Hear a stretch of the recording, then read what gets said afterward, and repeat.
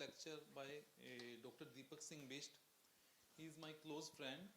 So Dr. Deepak Singh Bisht he's from Uttarakhand. He has done his graduation from Uttarakhand and post-graduation from GB Pant University of Technology, Pantnagar. He has done his MSc in biochemistry, and after that he has done his PhD in molecular biology and biotechnology discipline from IRI.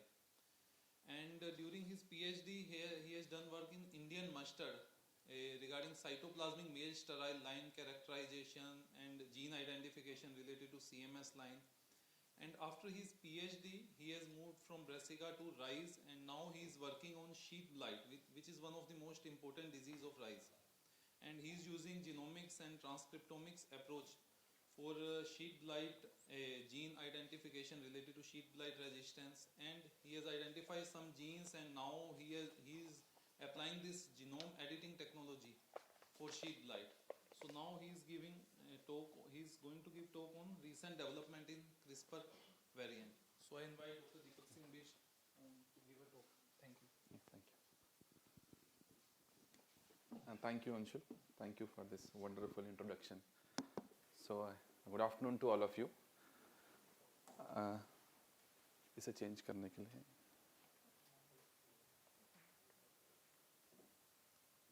अच्छा ठीक है, ये pointer है, ये change करने आगे जाने के लिए ना.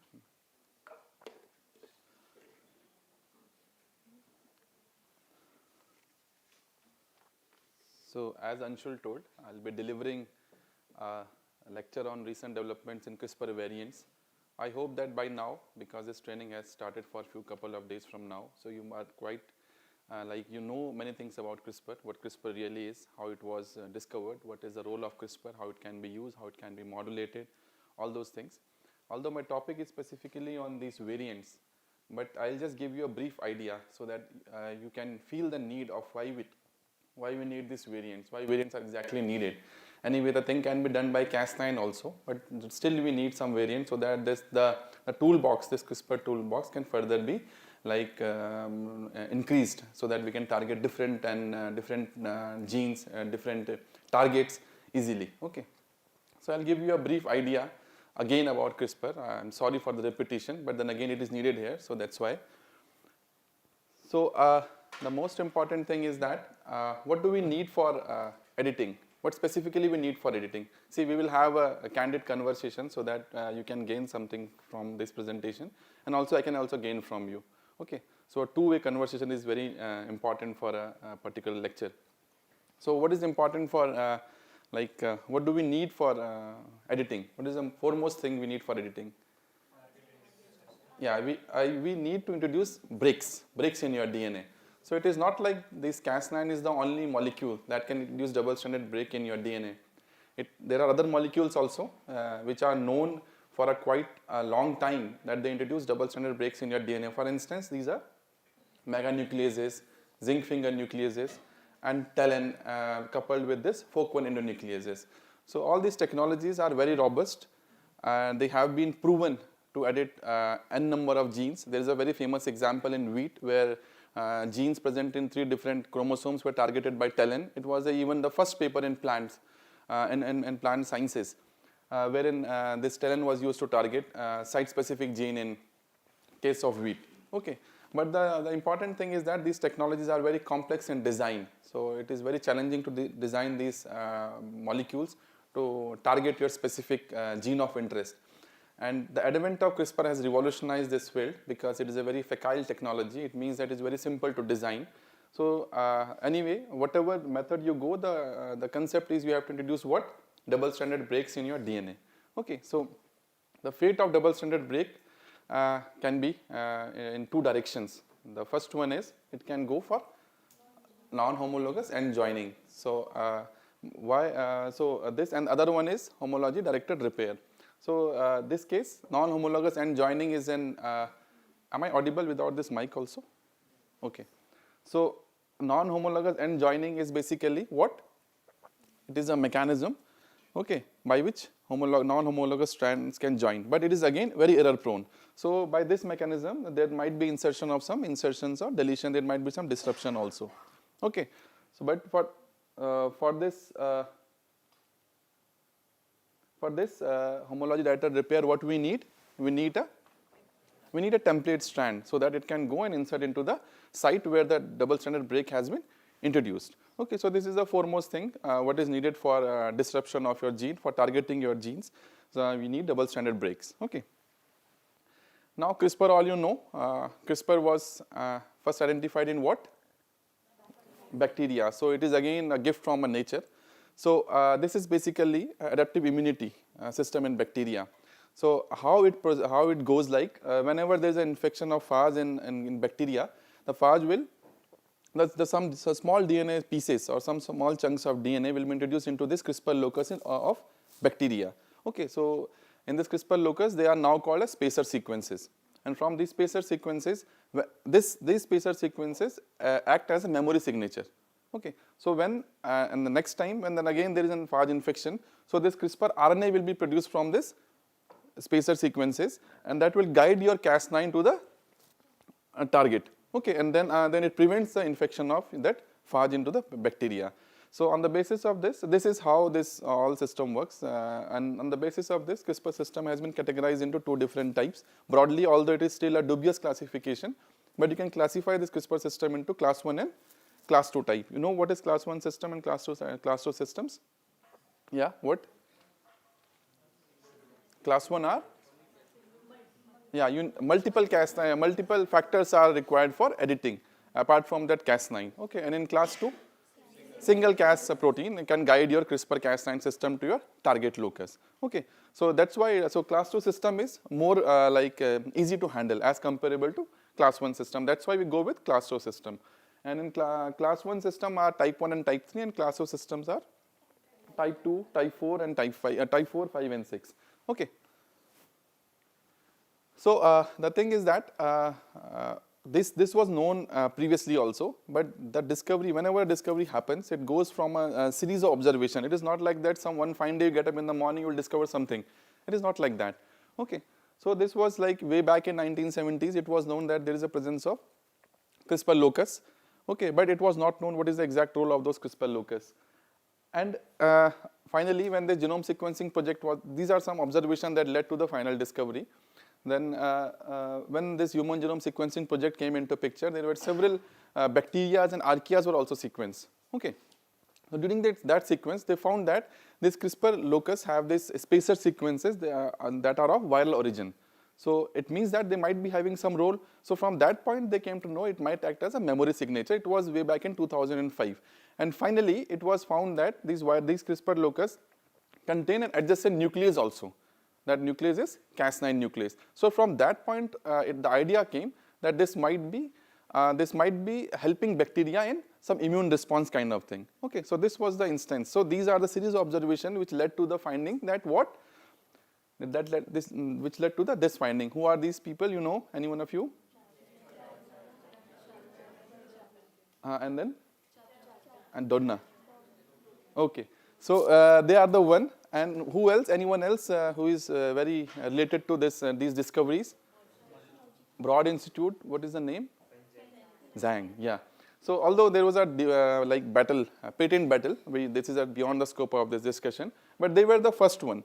They published this paper in Science, and they first time saw that CRISPR RNA and your transacting CRISPR RNA can be fused into a single guide RNA, and that single guide RNA can direct your Cas9 nuclease to your target site. Okay, so this was the first paper, and this was the first discovery. Since then, this field has totally revolutionized the field of plant sciences. Okay, so this is how it looks. You have this Cas9 nucleases, you have this CRISPR locus, you require a transacting CRISPR RNA that will help in processing of your pre-CRISPR RNA into CRISPR RNA. Finally, that CRISPR RNA will guide your Cas9 protein to your target sequence, and that leads into introduction of this double-stranded breaks into your DNA. Okay. Now, why this system? What makes it an ideal system for genome editing? Why it is an ideal system for genome editing? Specific can be done by talents also, and FOC1 that meganucleus also, but yeah, it is very easier to design. You have to only design what? That guide RNA, and theoretically by that guide RNA you can target any gene in your plant or your animal cell. Okay, So that is the beauty of this system. You need only a guide RNA that binds to your target or not, in this case, that binds to your target, and it requires only a PAM sequence. PAM sequence is protospacer adjacent motif.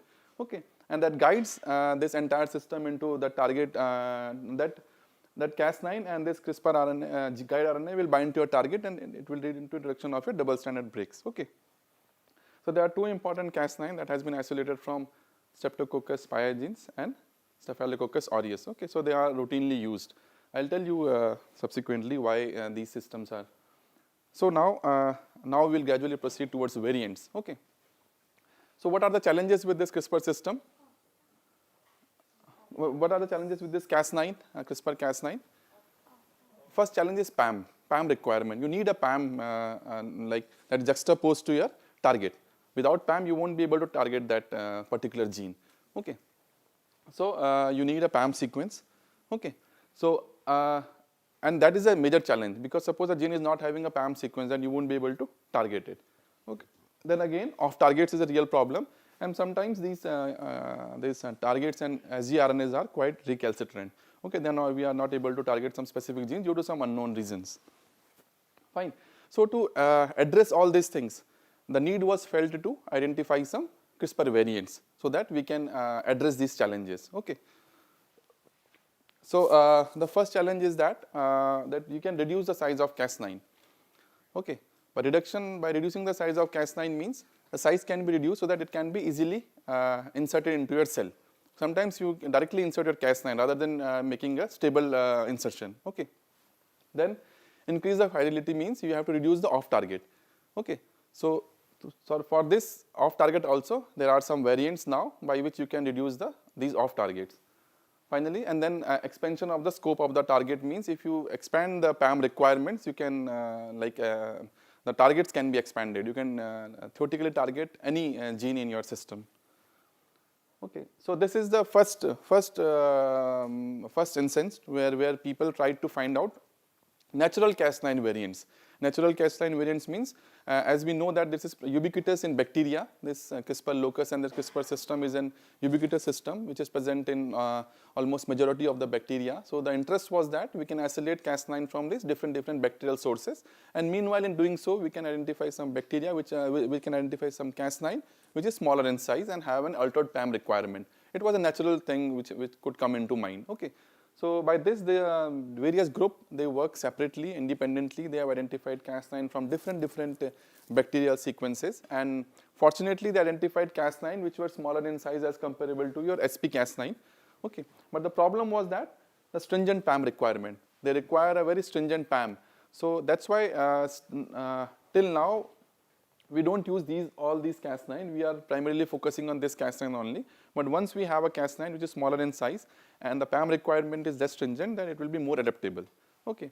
But from this discovery, these all efforts, one important system has been identified, that is your CRISPR and what? CPF system. Do you know what is this? Do you know what is this? CRISPR Cas9 is fine to all of you.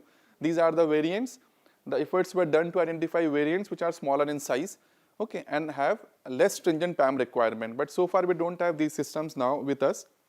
Although the size has been reduced significantly, but you see PAM is very stringent.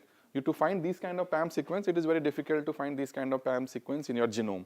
Okay, so that's why this Cas9 is still routinely used, SP Cas9 routinely used, but now we have a system that is your CPF system, CRISPR CPF system. Okay, so CPF is again an endonuclease. It has been naturally isolated from this Prevotula and Francisella. Okay, so in this case, the PAM requirement is NTT. Okay, and the thing is that it won't generate your blunt end cut. It will generate your staggered end cut. Okay, and other thing is that normally what happens, the cuts are generated adjacent just 3 base pair upstream to your PAM sequence. However, in this case, the cuts will be generated 18 to 20 nucleotide away from your PAM sequences. Okay, so this is a very simple system. Another important thing is that this system requires only a single CRISPR RNA. No transacting CRISPR RNA is required. Only a single CRISPR RNA, and this single CRISPR RNA can work with the CPF system. So it is now demonstrated that the CPF from this Acidomonococcus and Lacanospiraceae bacteria has been used for editing human cell lines and with great efficacy. Okay, so this is one of the system which is now picking up and working in parallel to that Cas9 system. Okay.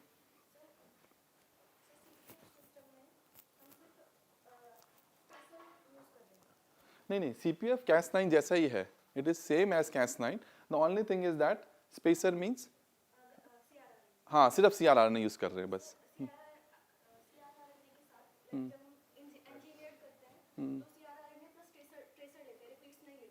हाँ repeats नहीं लेते.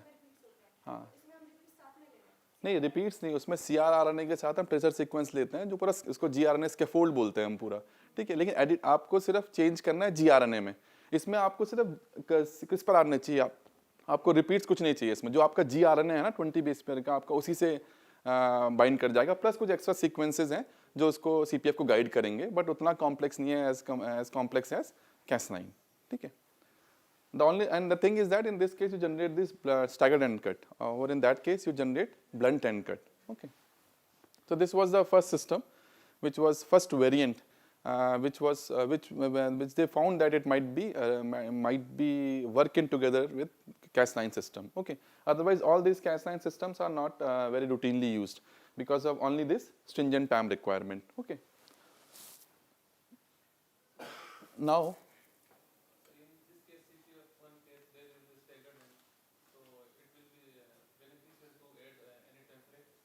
If you then again in this case you have to you have to fuse two systems. I'll come to this second slide. You can relate with that second slide. Okay. So now the thing is that the other challenges was that you have to increase you reduce the off target, increase the fidelity of your system. Okay. So how it can be done? Any idea how it can be done? You might have gone through the lectures, you might have read also. Any idea how it can be done? How you can reduce the off-target effect? Just any idea, apart from this slide, just any idea what comes to your mind, you can speak it out. RNP complex is, we'll come to RNP complex also, but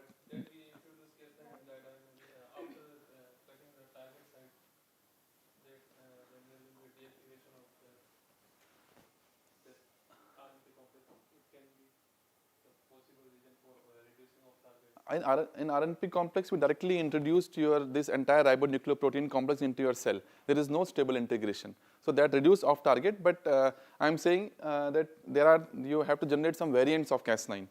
By generating variants of Cas9, can you reduce the off target effects? Any idea how you can generate? So this is a very simple thing. You can also you will see that how simple it is. In this case, Cas9 introduced double-stranded breaks. Okay, so in this case, the Cas9 is mutated from, it has two domains. Cas9 have two domains, you know, two integrase domain, HNS domain, RUVC domain. Okay, if you mutate one, it will act as a nicase. Nicase means it will introduce only a single-stranded break. Okay, so one nicase is here, introducing a single-stranded break. Other is here, introducing a single-stranded break. So if you target a gene with two gRNAs that are targeted towards in an adjacent sequence. So what will happen? The probability of finding this kind of sequence in your genome will be very less. Are you getting my point? See, rather than targeting your gene by single gRNA and a Cas9, you target your gene by two gRNAs that are coupled with different Cas9. Okay, one with Cas9 that will couple with Cas9 nicase. Okay, so इसमें क्या है? gRNA है. Okay, then you have this Cas9 nicase, gRNA and this Cas9 nicase, and you are targeting a single gene. So what will happen? The probability of finding this kind of the complementary sequence of this gRNA and that too adjacent to one another will be very less. एक का तो आपको 20 base पर आपको मिल जाता है easily complementary, लेकिन अगर आप दो ले रहे हैं, दो gRNA ले रहे हैं, उनका टारगेट एक जगह पे मिलना डिफिकल्ट है ना, एक जगह पे मिलना, प्रोबेबिलिटी कम होगी, ऐसा नहीं कि नहीं मिलेगा, लेकिन बहुत कम प्रोबेबिलिटी को. So in this way it will reduce the off target effect. Okay, so by having these two nicase, in this case this will generate a cut here, this will generate a cut here. So by targeting this, by having this CRISPR nicase, you can increase the fidelity of your this genome editing cassette. Okay. We are introducing two guide RNAs, but still means off targets can be there, no? Because single guide RNA can also bind. No, but it won't be functional because it will introduce only a single stranded break. That break will be easily repaired by this DNA repair mechanism. You required for editing, you require double stranded break. Then only editing will happen. If only single stranded break is there, your DNA repair mechanism will come into picture. It will repair the break by taking information from your complementary strand. Okay. So in this case, one break is generated here, one break is generated here. Okay. So you require two breaks. In point mutation, in this Cas9 has been done. Cas9 को change किया गया है. एक Cas9 में RUVC domain को stop कर दिया, एक MHNH को stop कर दिया. Anyway, it is functioning like a Cas9 only.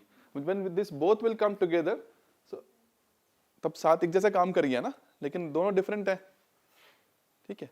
So because the probability of finding sites adjacent to one another in a genome is less, कम होगा ना. एक का साइट 20 बेस पर मिलना तो आसान है, पर 20 अगल बगल मिलना टफ है ना, मतलब रेयर होगा, तो इसलिए ऑफ टारगेट रिड्यूस हो जाएंगे आपके.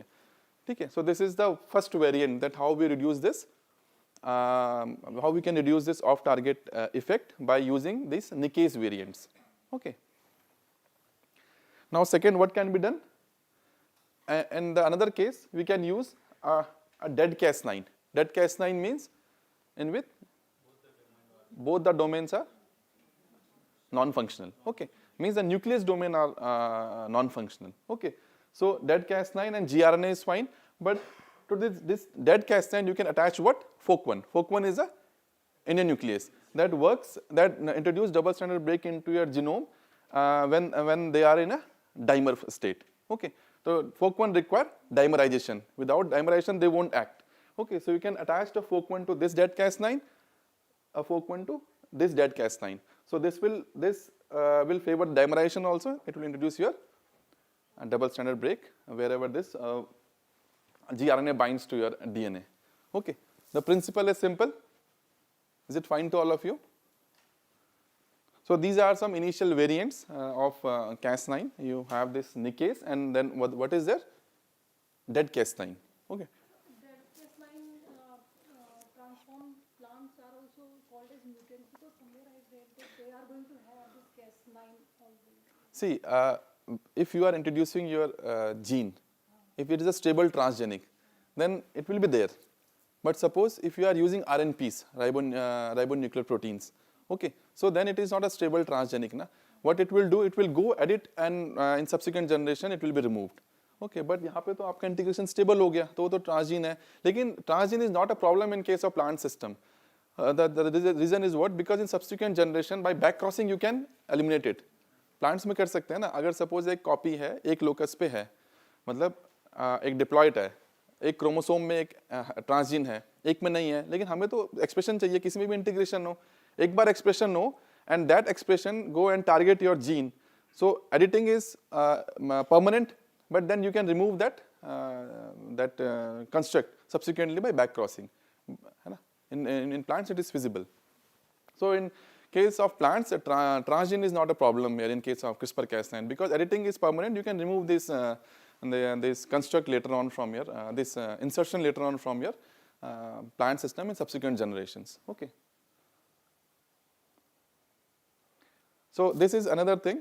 This is an altered Cas9. This has been developed by using molecular evolution. Although molecular evolution is a technique by you can evolve a protein in lab to function, evolve a protein in lab to act on different substrate. So the concept of molecular evolution is beyond the scope of this discussion. But then again, by simple molecular evolution, this Cas9 has been engineered. Simple this FN Cas9 has been engineered for NGG PAM to YG PAM. Okay, so these kind of works are also going on by different techniques, by mutations, modulations, and the Cas9 can be engineered with altered PAM specificity. Okay. Same thing is that simple this SP Cas9 has been engineered for becoming a HF Cas9, high fidelity Cas9. Nothing has been done here. Only thing is that they have evolved this Cas9 into different kinds of Cas9 and they check their efficiency in human cell lines. Okay, and from that point only, they identified a Cas9, SPHF Cas9, which was found to be very efficient in editing and without, or we can say with minimal off-target effect. Okay, the only way to check the off-target is that you have to sequence your entire genome. Okay. So now these are some natural variants, that how these variants can be used for high fidelity, having altered PAM requirement. And now this dead Cas9 and this nickase has now modified for having some varied functions also. Okay, so as you all know, this Cas9 has this HNS domain and this what? RBC domain. Okay, so if you mutate one, it will become nickase. If you mutate both of them, it will become dead Cas9. Okay, so this only principle has been utilized for developing large number of variants, and you will find these variants are really very interesting. Okay, so this is a brief outline what we will be going to discuss. Here, this entire system has been engineered to for gene regulation, for epigenome modification, epigenome editing, for chromosome imaging, for base editing, for RNA editing, for this chromatin imaging, and all those things. We will discuss all these different variants individually in the coming slides. Okay. So this is the first one. What is interference? What is RNA interference? You had a wonderful discussion talk in the morning session. So what is interference? Means it is interfering on the transcription basically of an endogenous gene. Okay, RNA interferencing means if you are introducing something from outside, some that goes into some mechanism and interfering the transcription of some endogenous target. That is interference. Okay, so this is interference is basically knockdown kind of thing, not exactly knockout. Okay, so this is CRISPR has now been used as a CRISPR interference. Any one of you know what is CRISPR interference? How it can be? See, all these things are very simple. You have to just think how it can be done. So what is it? CRISPR interference. Any idea?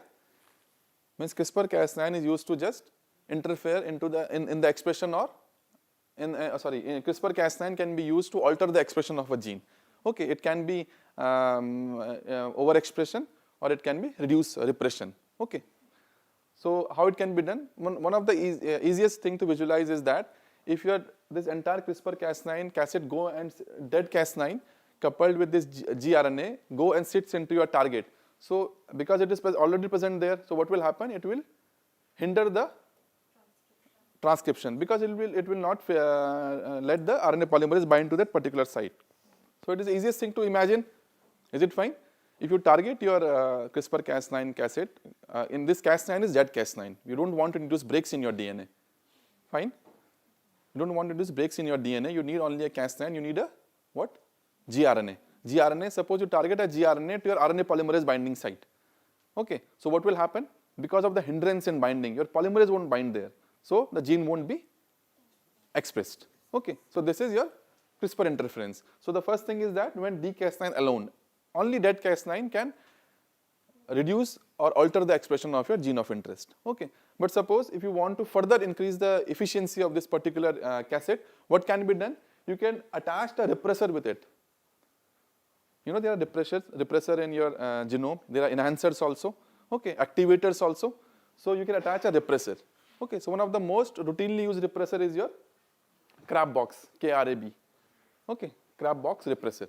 So this is basically present. This is a 45 amino acid long protein, which is present in your zinc finger domain proteins. Okay, so it acts like a repressor. So that repressor is fused to what? This dead Cas9. So in this case, what is happening? What is happening? Yes? Dead Cas9 is binding to the site. Anyway, it is hindering the binding of your polymerase. But the activity of the repressor is further increasing the activity of this particular cassette. Okay, further repression is now added. One step more repression is added. So this ensures that the gene is completely repressed. Okay, so this Cas9 can be fused to a repressor domain such as CRAB to enhance repression. So repression is enhanced. Okay, so is it fine to all of you? In this case, we are targeting promoter region.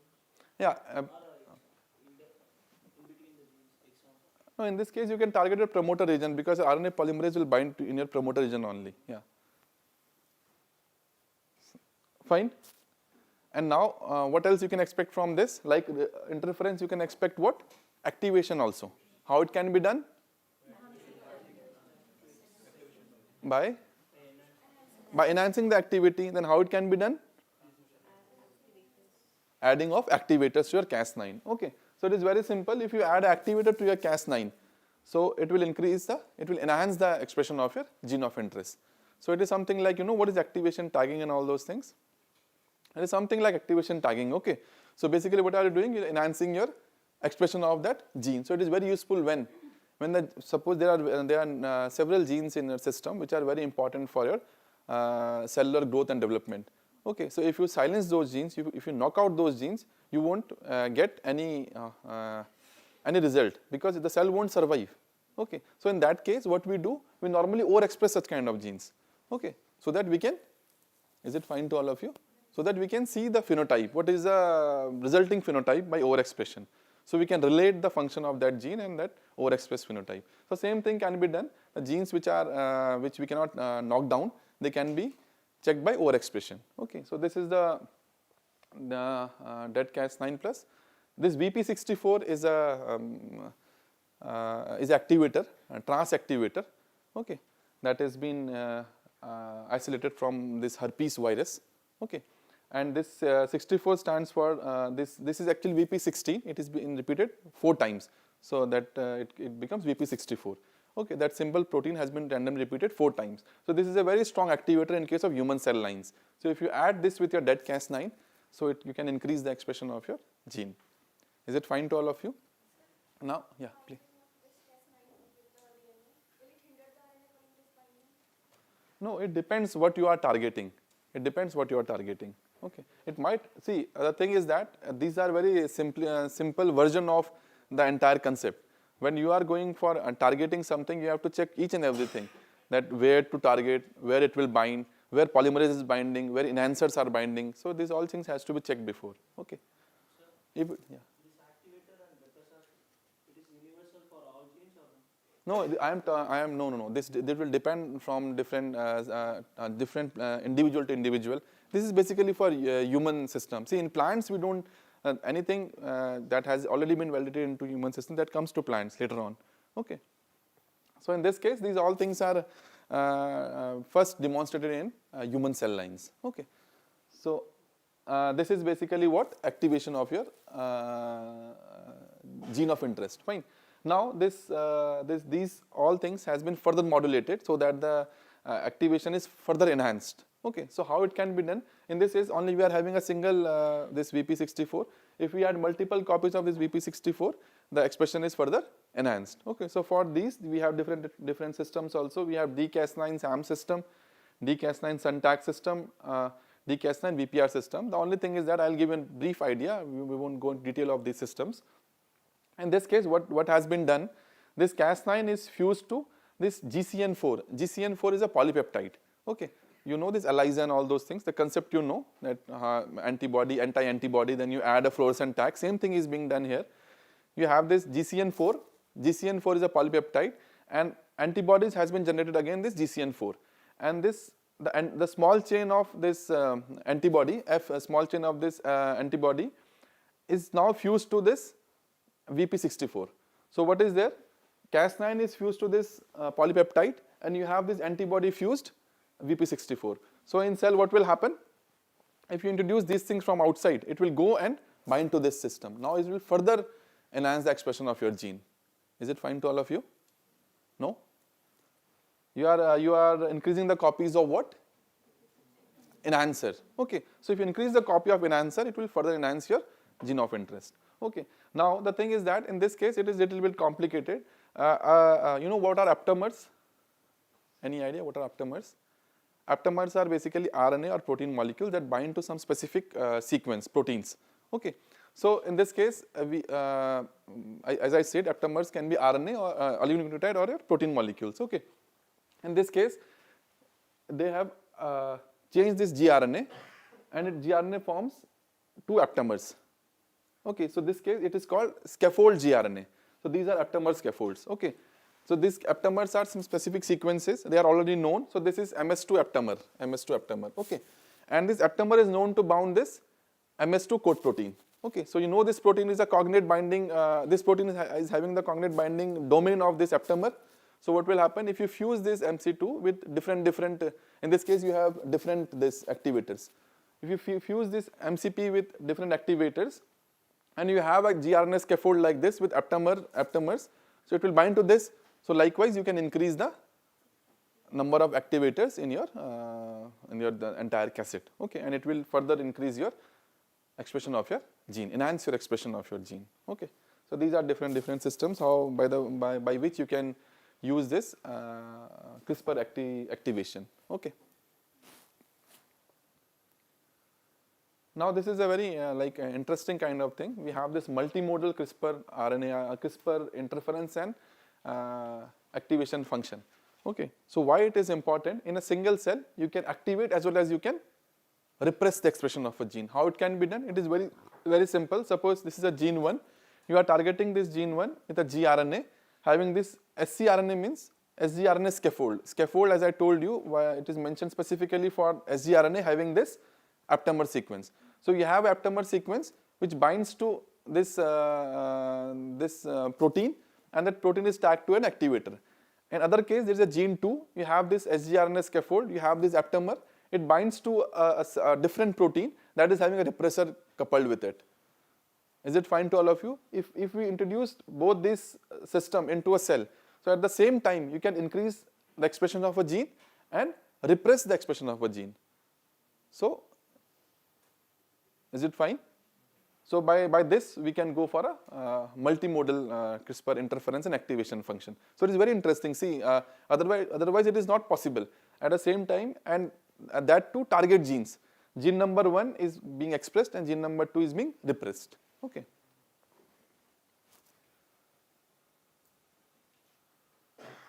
So what is the advantage of this CRISPR RNA interference and activation system as comparable to RNA interference system? This you have to tell me. What do you expect? Yeah, less off target, but then RNA interference you won't have, you won't expect off target also. Yeah, it is like simplicity in design. Yeah, very simple design. Only gRNA you need, and then you have dead Cas9 already available, coupled with activators also available. Only thing is you have designed what? gRNAs. Okay. Then high specificity. Okay, it is highly specific. RNAi is not so specific, but in this case you have high specificity. Okay. And then final is directly control indigenous gene expression at the transcription level and can act on both coding and non-coding sequences. Okay. Now this is another important variation of this CRISPR system, and perhaps the most important one so far what we have discussed. These are basically base editors. Okay. So base editor means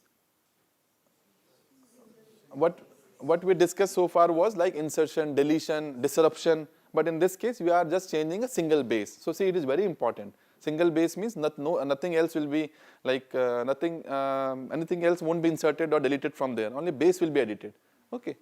So he is the man who pioneered this technology. And a base editor means just from your knowledge from your books, you might know that deamination of cytosine results into what?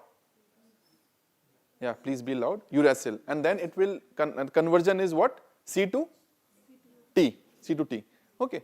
So you can change this C to T by just deaminating your cytosine. Okay.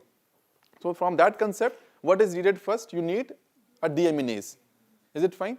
If you coupled a deaminase with your Cas9, if you fuse Cas9 with deaminase, it will go and edit your cytosine. Okay. So the simple thing is that you require a deaminase and you require this Cas9. Nothing else is required. gRNA for that particular target. And the editing will be done in a window of 4 to 5 base pair from your PAM sequence. Okay.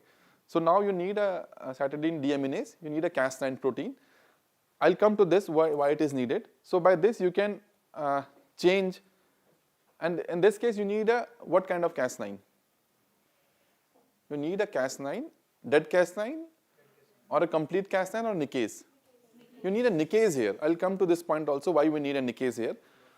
Okay. So you need a nicase. See this example. You are having a C. You have this entire machinery here, gRNA coupled with your deaminase and this uracil DNA glycosylase inhibitor UGI, it will result into conversion. C is now converted into T. So this is your base editing. Okay. So by this you can ideally change any cytosine in your living cell. Okay. Now why this is needed? Inhibitor. See, whenever there is editing like this, the DNA repair mechanism will come into picture. Okay, so what it will identify this U as a mismatch. So this inhibitor, this DNA glycosylase will come, it will remove this U and again put C there. So you require inhibitor also, so that it won't come there and it won't function there. Okay, so that's why a glycosylase inhibitor, a deaminase and Cas9 complex. Is it fine? Now we will go into more detail of this. So this is a simple example, nothing related to that, but in this case this is a CRISPR stop, it is called I-stop. I-stop means that this CCA, CAG, CGA, if you change this C into U, what will happen? A stop codon. Okay, so you can stop a gene or a protein prematurely. Okay, so now by this technology you can introduce stop codons into your gene also. And this technology, that premature stop codon is less deleterious as comparable to your complete knockdown. Although the gene is not functional here, but still it is less deleterious as comparable to your complete knockdown. Okay.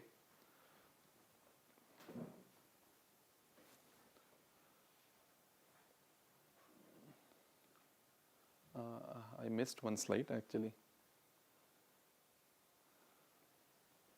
Okay, I'll conclude here only. So you have this glycosylase. So that glycosylase inhibitor means what? It will inhibit what? It will inhibit the removal of uracil. And now this U, you know how it happens? U will pair with what? A. You will pair with A, and now subsequently A will pair with T. So that's why this C is now converting into AT. Is it fine? Likewise, you have this adenine base editor also. Okay, I missed that slide from here. No way, we will proceed further. Fine. Now apart from this base editing, what you have this? Epigenome editing. Okay. So you know what is epigenome? What is epigenome? Yeah. See, it is written here. Epigenome describes all post-translational modification and other chromatin features associated with regulatory element in the genome. Okay. The genome is missing from here, but you can put it here. Okay. In the genome. So one of the famous methylation is what? Methylation pattern is DNA methylation. Okay.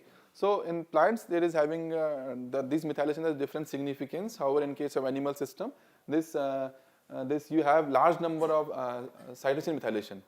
Okay, 5-methyl cytosine in the CG islands. Okay, they have a significant role in case of cancer and all those things. Okay, so you have this methylations in your in your genome, and these methylation play an important role in expression of your gene. They can repress also, they can activate also. Okay, so the important enzymes which regulate these methylations are DNA methyltransferase. This is methyltransferase 3A and 3B, and you have another maintenance methylase also, but that is not important here. So what we need, so if you wanted to change methylation of a particular cytosine, what you need only this enzyme, methyltransferase. If you couple this methyltransferase with your Cas9, what will happen? It will go and methylate your C. So this is your epigenome editing. Is it fine to all of you? Very simple, nothing to do. Okay, you have this DNA methyltransferase, it is coupled to your this Cas9 complex, and now this methyltransferase will go and target the C in the vicinity of your target locus, and will change a C into 5-methyl cytosine. Okay, and same way if you add this demethylation enzyme for what are the examples of this? 10-11 translocators, TET. 10-11 translocators are the enzymes which remove the methylation from your cytosine. So if you want to remove your methylation, what you will add? This TET enzyme, TET protein. If you add methylation, what you will add? DNA methyltransferase. Okay. So both things can be easily done from this these kind of modifications. So this is a basic construct how it can be done. You need a dead Cas9, you need a methyltransferase, and then this is an antibiotic for selection. Okay, nothing else is needed. So the design is also very simple. Fine. Now the final thing is that you know that when we do routine work in your lab or in your lab, we go for, sometimes we feel the need of imaging. Chromosome imaging is normally done by fluorescent in situ hybridization. You might be knowing from your like bookish knowledge. You go for this FISH. Okay. The only challenge is here is that you need to like fix your tissues. You cannot go for live cell imaging. So for live cell imaging, this CRISPR has provided a very good alternate. Okay. In this case, what to do? You have to add this GFP with your Cas9. Is it fine? gRNA targeting the locus, and you have to add this GFP with your Cas9, and now you can see exactly where that gRNA is binding and see in microscope. So is it possible? Very easy, na?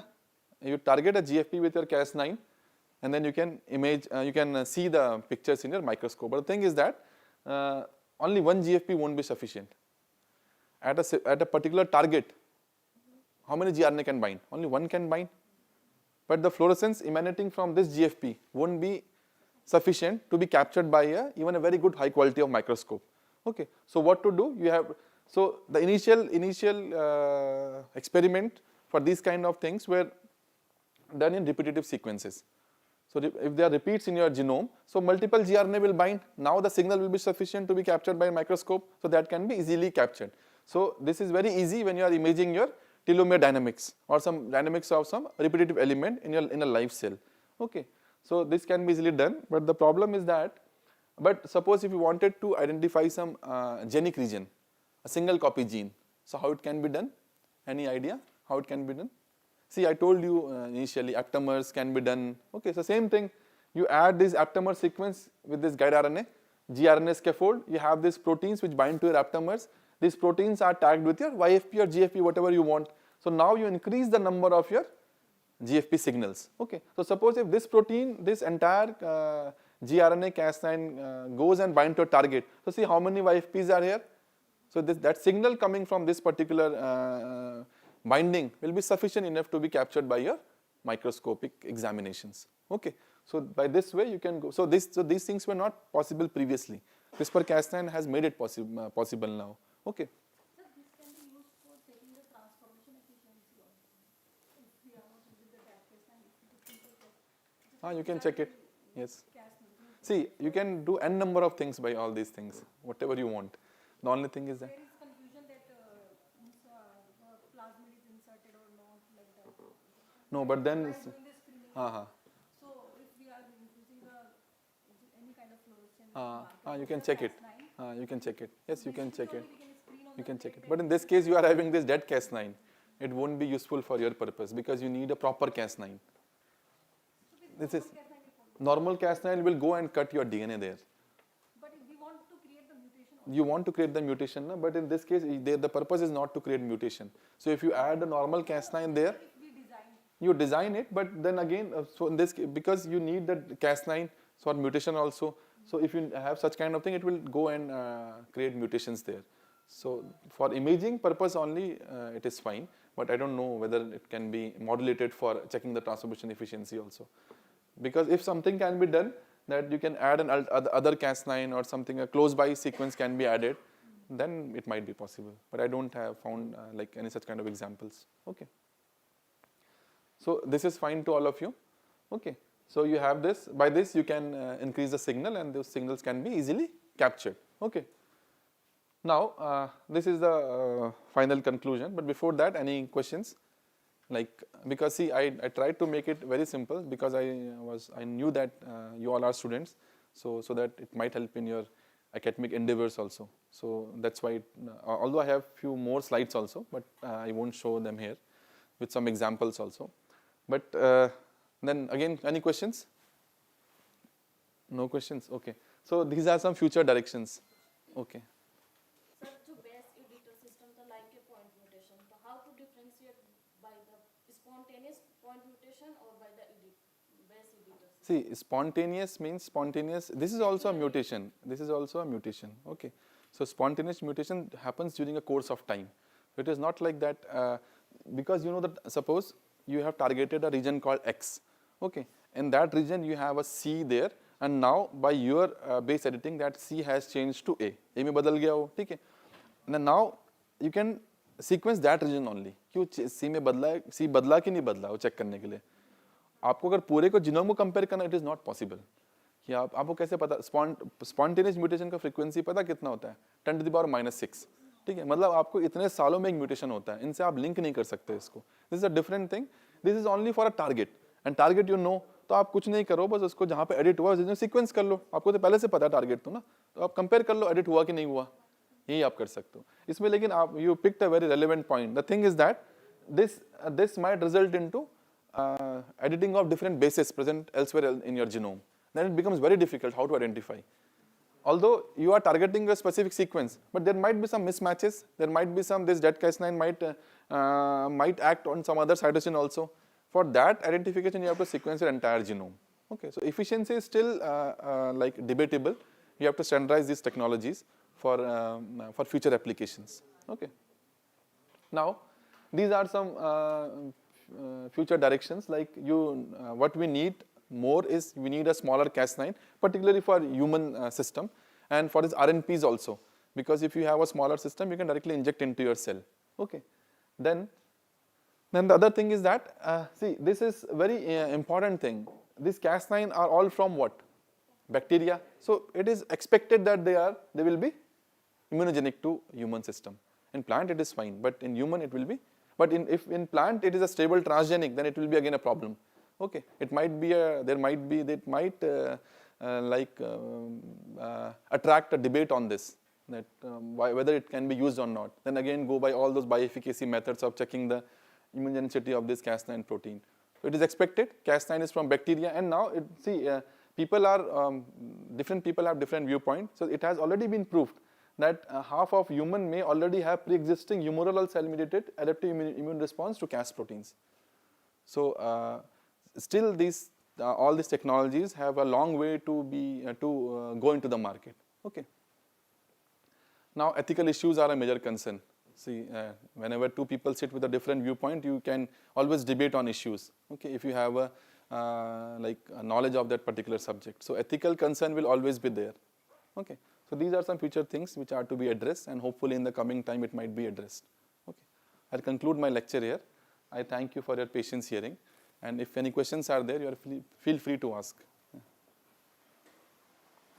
you explain any example multimodal CRISPR function? See, I have several examples of this, but I haven't put it here because these all systems are validated in animal cell lines. So, but that slide is not here. Explain means you want to explain how it was done. How it was done will be very difficult to explain, because then to how design those construct, how it was transferred, it will need a separate lecture on this.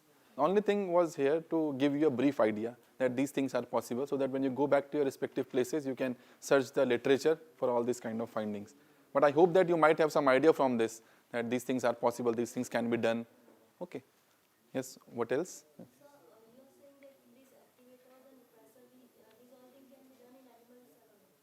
No. In plant cell also it can be done. In plant cell. See, I told you initially that all the discoveries, first they are validated in animal cell lines, because it is very easy to grow animal cell lines. You don't have plant cell lines. Animal cell line तो आप office में lab में grow कर सकते हैं ना. Plant cell line तो grow नहीं होता.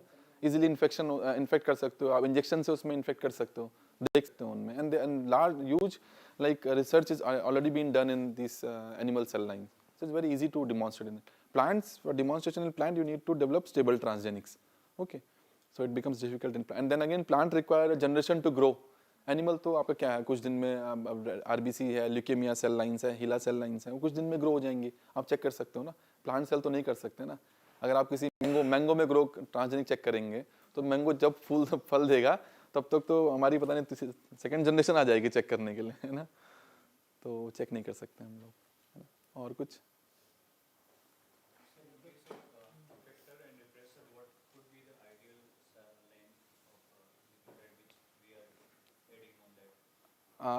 Ideal length of, see, in this case we use a 45 amino acid. The length of the scrap is 45 amino acid. So see, it is very important question, because that these all thing has been standardized. It is not like that you add a big repressor and you introduce into a cell. Everything has been standardized. So in this case you have a 45 amino acid long protein, that crab repressor. Okay. So if no more questions, then I have a short quiz for you. You might solve it later on after leaving the class, after this lecture. You can write these questions. Now perhaps you can answer, only 3 of them are there. If the target does not contain a PAM sequence, will CRISPR-Cas complex bind?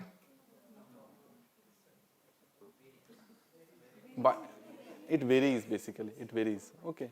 It doesn't have PAM, it doesn't mean that it won't bind. Okay. See, one of the important thing why I am saying this, see, I can relate this thing. Why? This CRISPR system is very generic, it's not so specific. Why this statement is there? Because that bacteria has to face every time some new pathogen, new phage. So if that system is very specific, so it will act against a single phage. So that's why that system is not so specific. It is somewhat liberal.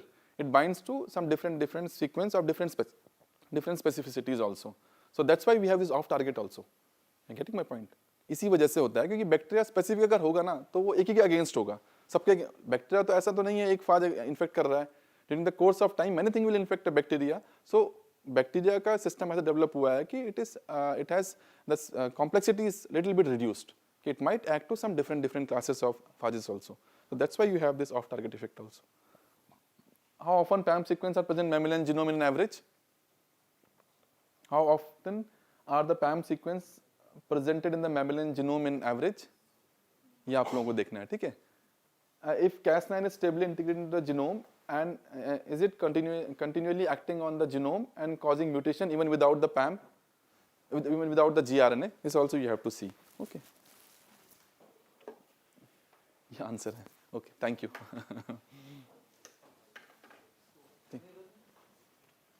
So at last I want to thank Dr. Deepak Singh Bisht who has given a wonderful talk on various variant of Cas9. So he started with the CPF1 system and then dead Cas9. Dead Cas9 is attached with a activator and a repressor, and at the same time you can activate a gene, you can repress another gene. So then he has covered about base editor and specifically in detail about cytosine base editor and various epigenome editing, and at last he has covered a live cell chromatin imaging. So I want to thank Dr. Deepak Singh Bisht and give a big round of applause. Thank you. So we want to give a show.